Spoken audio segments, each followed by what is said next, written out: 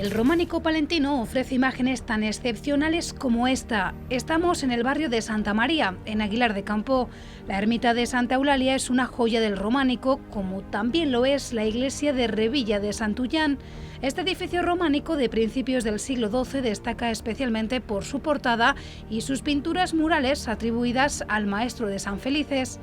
Esta ruta nos llevará hasta Matalbaniega. Su iglesia llama la atención por sus capiteles y su colección de más de 70 canecillos. ¡Comenzamos!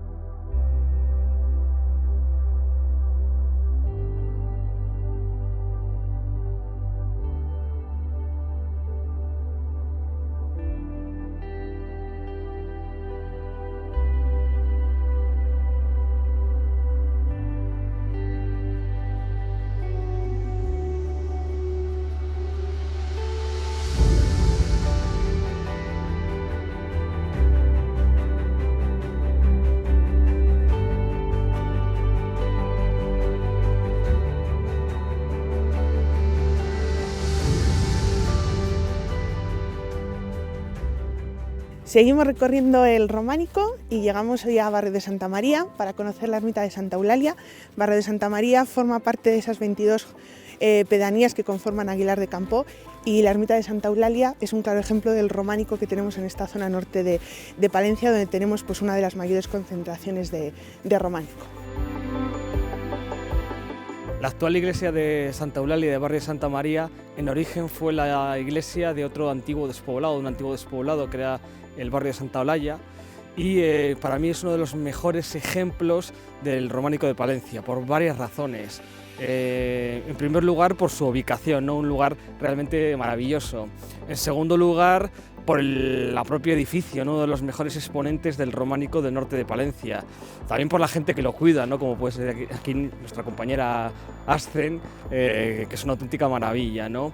Y es un edificio paradigmático porque aúna una muy buena arquitectura, una muy buena escultura y, como podremos ver en el interior, una pintura excepcional.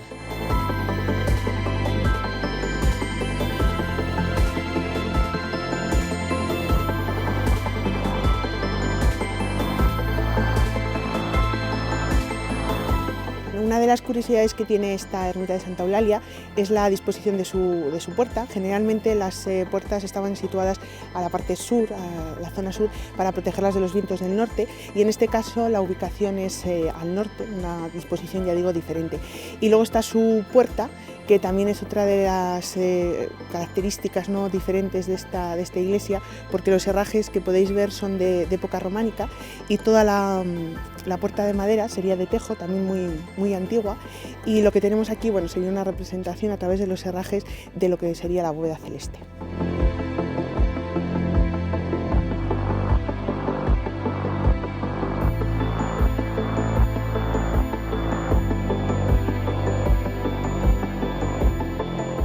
Bueno, como antes decíamos, la escultura de esta iglesia representa o recoge algo de los mejores canteros de la zona, ¿no? Y un buen ejemplo es este capitel de Adán y Eva. Los canteros de esta zona trabajan por modelos, con libros de modelos, como se ven muchos de las iglesias del lugar, y pues van replicando escenas en este pueblo, en el siguiente, en otro, y aparecen varias escenas con esta misma digamos, figura del pecado original, y bueno, lo confiere a esta iglesia pues una categoría pues muy interesante.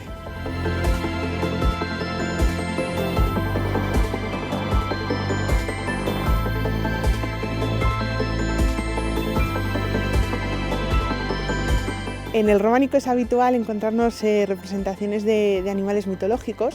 Dependiendo de las ubicaciones también podemos saber un poco su significado, y encontramos todo tipo de figuras, tanto relacionadas con la mitología griega como con otras mitologías, como el caso de estos personajes que tenemos aquí.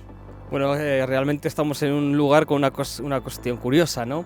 Aquí nos encontramos varios animales fantásticos, nos encontramos leones, grifos, pero también arpías que es un animal fantástico con cabeza humana y cuerpo de dragón. Pero insisto, lo de la cabeza humana, todo el mundo cuando piensa en las arpías piensa en femenino, y no es cierto. También hay arpíos, o mejor, hablando con más, digamos, corrección, arpías masculinas. Y si os fijáis podéis ver cómo aquí las arpías están barbadas.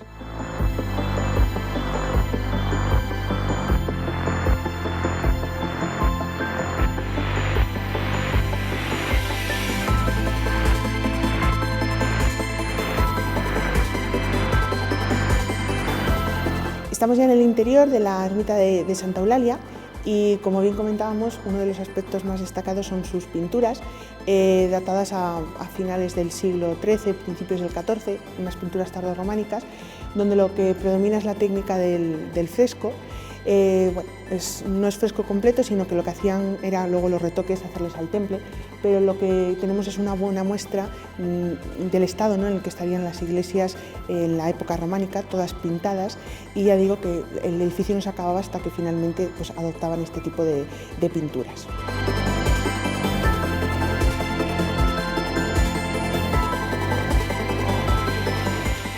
Aunque en la actualidad encontrarnos unas pinturas medievales en una iglesia puede parecer extraño, no es para nada extraño, es una cuestión habitual. En época medieval las iglesias, como cualquier casa actualmente, se encalaban y se pintaban. Y los mensajes que tienen que transmitir las pinturas tienen que ser mensajes directos, mensajes sencillos, haciendo un símil, no tiene que ser un puñetazo que entre de manera muy directa, ¿no?, ya que también la decoración tiene que servir como digamos, la Biblia para los iletrados, tiene que ser algo educativo. Por ejemplo, en esta iglesia lo que vemos es en el ábside, vemos el Pantocrátor, Dios en la tierra, ¿no? Es decir, el elemento más fundamental. Luego, además, tienen que aparecer, y aparecen en este caso en la bóveda del presbiterio, los 12 apóstoles, ¿no?, los enviados de Dios en la tierra, pero también tienen que recibir otro tipo de mensajes, quizás lo más sorprendente, lo más llamativo y lo que mayor llama la atención es las escenas de tanto el bien como el mal. Si os fijáis en la nave norte podemos ver las escenas del bien, ¿no? San Miguel recibiendo a las almas, pesando sus actos, y si son positivos, pues permitiéndoles subir al cielo de una manera muy curiosa, que es como pequeños niños que suben a un árbol, ¿no? Y si eres una persona pecadora, lo que vas a ir es al infierno, y al infierno lo veis en la nave sur, en el presbiterio sur, ¿no?, con escenas llenas de dramatismo, escenas de los demonios haciendo todo tipo de fechorías, ¿no?, a las almas de los impuros, viendo cómo están siendo engullidos por la boca de Leviatán. Es decir, los mensajes tienen que ser muy claros, tienen que ser muy fácilmente entendibles, como representa esta iglesia, que es fantástica porque es uno de los mejores frescos pictóricos conservados en la provincia de Palencia.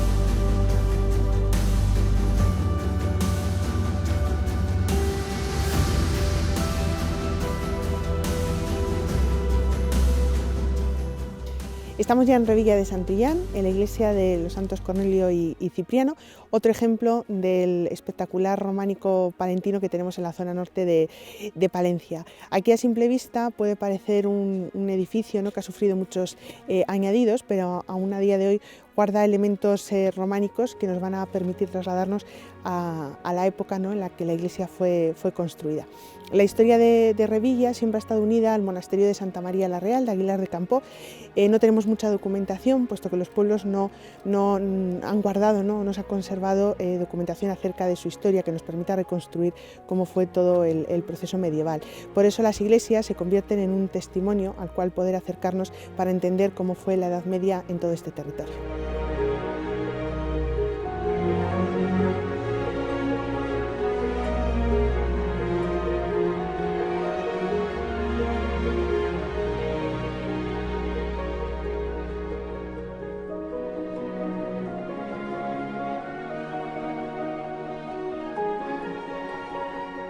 Bueno, pues estamos en una de las joyas del románico del norte de Palencia y una de las que mejor explica por qué es tan interesante el románico en esta zona. Una de las preguntas habituales es ¿qué destaca aquí? ¿Por qué llama tanto el románico del norte de Palencia? Y habría mucho que decir, porque hay muchas, por una ubicación preciosa, pero para mí el mejor ejemplo, y se ve aquí en Revilla, es otra razón. Tenemos la suerte de que a finales del siglo XII en esta zona se concentran dos escuelas de primerísimo nivel, dos escuelas escultóricas. Una que trabaja en Santa María la Real, el monasterio de Santa María la Real, y otra que está trabajando en el monasterio de San Andrés de Arroyo. Escuelas que tienen canteros de grandísima calidad, que seguramente cobren un dinero muy grande, que esto tampoco es que sea raro, porque van a monasterios de mucha relevancia histórica, artística, de mucha potencia económica, pero sabemos que alrededor de esos grandes maestros se forma un equipo de canteros locales, de gente de esta zona, de gente local, que lo que hace es formarse con los mejores. Forma en cuanto a escultura, en cuanto a ideas, y cuando los grandes se van a trabajar quizá a otro sitio donde les paguen bien, a sitios pues de cierta relevancia, aquí queda gente muy bien formada, gente local que empieza a hacer auténticas maravillas escultóricas en iglesias sencillas, en pequeñas iglesias rurales. Y para mí una de las claves del románico del norte de Palencia es la grandísima calidad escultórica que aparece en pequeños pueblos como puede ser Revilla de Santillán, ¿no? Y el mejor ejemplo, insisto, es quizá esta portada. Podéis ver la portada, una portada que recoge las mejores características del monasterio de Santa María la Real y del monasterio de San Andrés de Arroyo, pero además hay un elemento que es fundamental. Si vemos la portada, pues está decorada con la típica decoración que podríamos ver en muchísimos lugares, los motivos fantásticos, los bestiarios, las tres mallas delante del sepulcro vacío, los motivos vegetales, pero llamando más la atención están las arquivoltas, decoradas con dientes de sierra, con voceles, pero sobre todo con una arquivolta figurada, en la que podéis ver una escena no muy extraña en el románico, que es la última cena. Cristo con sus apóstoles, sirve muy bien para ver cómo se comía, qué vestidos tenían, pero hay dos cosas que llaman muchísimo la atención y que es una auténtica excepcionalidad que ocurre en este edificio. En las laterales, en las partes finales de esta arquivolta, podéis ver dos figuras. Una figura decorada con una persona con un libro abierto, una persona bastante enigmática, ¿no? Se han dado bastantes interpretaciones, pero quizá todavía mucho más sobresaliente, mucho más espectacular, la figura de Miguel. Miguel me hizo, Miguel me fue. Pero una cosa que no es excesivamente rara, es decir, que aparezca la firma de un cantero, no es extraño, no es muy habitual tampoco, bueno, aquí todavía hay un punto que lo hace mucho más espectacular. Porque una de las preguntas cuando vemos alguna firma en alguna iglesia es ¿quién es este personaje? Si es el gestor económico, si es el maestro cantero, el arquitecto, si es el escultor, no sabemos, porque al final tampoco te lo dicen.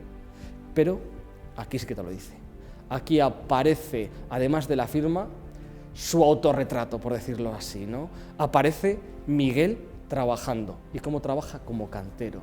Es una cosa auténticamente excepcional porque se pone en un punto fundamental, que es una arquivolta donde está la última cena. cuando en época medieval el cantero, digamos que es un artesano, no es más, no tiene, pues aquí, quizá la grandísima autoestima, o quién sabe, ¿no?, de este personaje, lo que hace es colocarse trabajando, y trabajando como cantero, es decir, trabajando con el cincel, con la maza, y además con otro de los aspectos que nos hace también conocer cómo se trabajaba en época medieval, que es con un libro de modelos. Miguel está mirando en un libro de modelos para ver cómo es la representación que quiere plasmar en la piedra. Realmente es algo fascinante, es algo extraordinario, no hay muchos ejemplos como este, tanto de firma como autorretrato, es decir, realmente algo fantástico. Es decir, para mí es la guinda del pastel a una portada excepcional, una portada única, y además con el ejemplar, con el aspecto todavía más sobresaliente que es Miguel.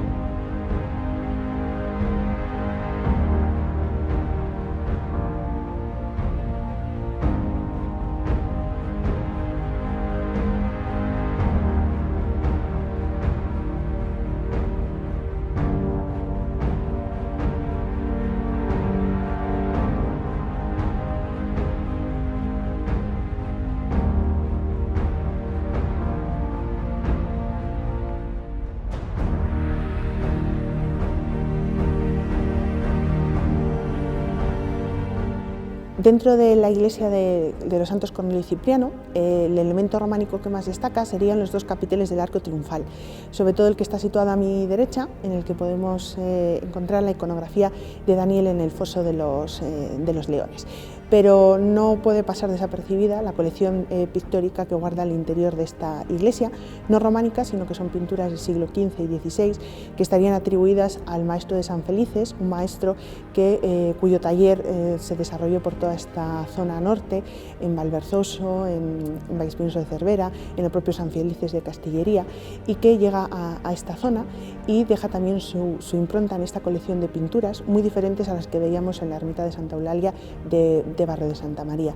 Allí, como nos explicaba César, lo que nos encontrábamos eran sobre todo imágenes que intentaban dar miedo a la gente, mostrándoles pues que si pecaban iban al infierno y que si se portaban bien iban al cielo. Aquí, si nos fijamos, el programa iconográfico ha cambiado y lo que vemos sobre todo son pasajes de la vida de Jesús o de la Virgen María.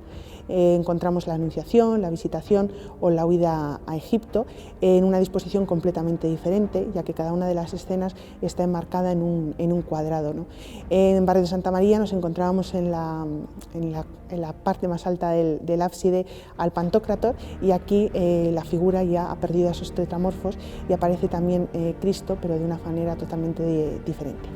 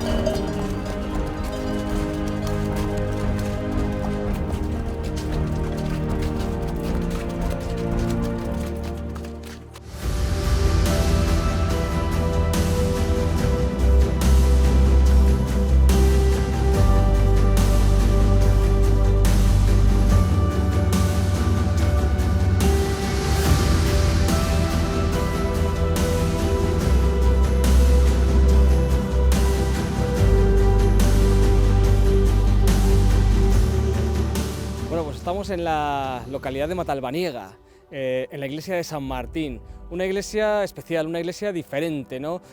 Cuando hablamos de monasterios, todo el mundo piensa en grandes monasterios, Santa María la Real, San Andrés de Arroyo, pero estamos en un antiguo monasterio, estamos en el antiguo monasterio, ya digo, de San Martín. Documentalmente, aunque diferentes historiadores han vinculado esta iglesia con aspectos como templarios, etcétera, etcétera, documentalmente no lo conocemos. Sí que conocemos el único o uno de los primeros documentos que hace referencia a esta iglesia, nos lleva al 1200, cuando un noble local, Pela Martínez, lo que hace es donar esta iglesia al monasterio de Santa María la Real, a Aguilar de Campoo, y empieza a depender de ese monasterio. Pero sí, sin duda es un antiguo monasterio, y lo que nos indica es que los monasterios familiares, seguramente como fue en origen eran monasterios más pequeños, para 4 o 5 monjes, no con grandes claustros, sino con pequeñas dependencias, y pues bueno, seguramente el origen esté ahí. Pero en la actualidad nos encontramos con una iglesia que sigue los patrones típicos del románico del norte de Palencia, una iglesia en la que destaca una potente torre a los pies, una torre que también ha sido modificada posteriormente, sería todavía mucho más impactante, y en la que destaca, además de su construcción, los numerosos canecillos que soportan el alero de la iglesia.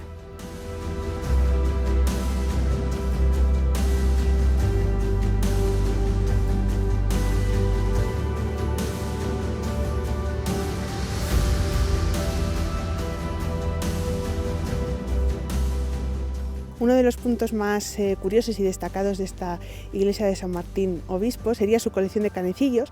Hay contabilizados un total de 70 y en ellos podemos ver todo tipo de figuras, desde músicos con diferentes instrumentos musicales, animales, ¿no?, que de alguna manera reflejan los animales que abundan en esta zona, también figuras eróticas, como una representación de esa manera diferente, ¿no?, de concebir el sexo que se tenía en la Edad Media, o cosas curiosas como figuras que llevan libros donde aparecen 5 líneas en cada uno de ellos como representación quizás, ¿no?, de esos 10 mandamientos. Lo que podemos observar en los canecillos es que participan 2 manos diferentes, puesto que los canecillos de las zonas de las naves tienen un canon mucho más alargado en comparación con los del ábside, que son más cortos, y eso pues, nos lleva a plantear, ya digo, posiblemente la participación de 2 talleres en la elaboración de estos canecillos, que se apoyan, bueno, sobre todo a la cornisa original. Las ventanas de la parte trasera también son interesantes, sobre todo la que está situada a la derecha, en cuya columna podemos ver la representación de figuras humanas, que es un modelo no muy habitual en el románico de esta zona norte de Palencia.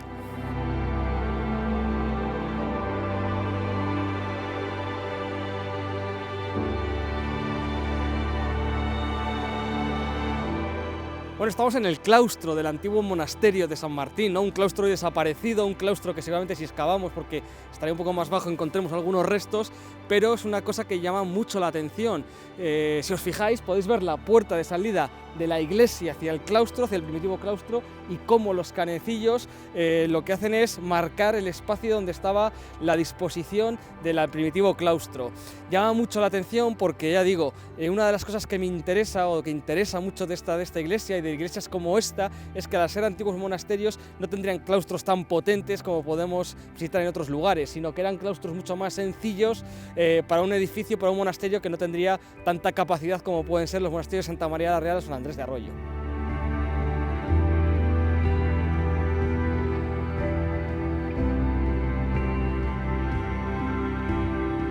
Como hemos visto en el exterior, la iglesia de San Martín tiene unos excepcionales canecillos, una escultura brillante. Esta iglesia seguramente esté construida, ustedes hayan participado lo que se conocen como los talleres montañeses, talleres que trabajan en esta zona en iglesias como Cervatos, la primera parte de Santa Eufemia de Cozuelos, en diferentes iglesias, ¿no? También la zona burgalesa de Crespos, etcétera, etcétera. En el interior, esa riqueza escultórica se ve muy bien representada en los capiteles. Los capiteles son muy curiosos, son bastante interesantes, son dobles, y en el podemos ver personajes o señores dominando a las bestias, ¿no? Es decir, unas figuras que están abrazando y dominando a unos leoncillos. Realmente, en cuanto a simbología, en cuanto a significación, son bastante complicados su conocimiento, ¿no? Pero realmente son unos capiteles muy interesantes los que se ven en esta iglesia.